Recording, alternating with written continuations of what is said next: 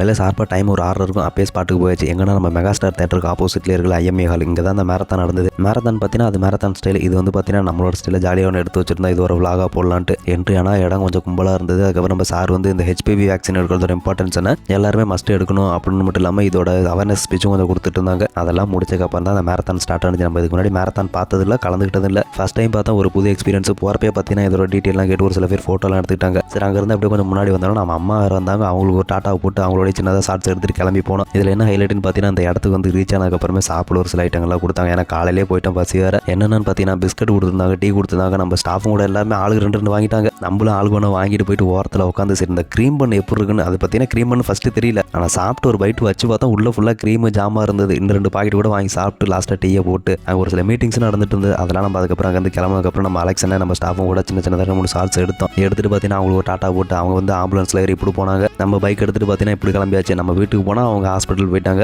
அடுத்து ஏதாச்சும் ஒரு மீட்டிங் நடந்ததுன்னா அதுலேயும் ஒரு க்ரீம் பண்ணு கொடுத்தா நல்லாயிருக்கும். ஏன்னா அந்த பண்ணு சூப்பராக இருந்தது.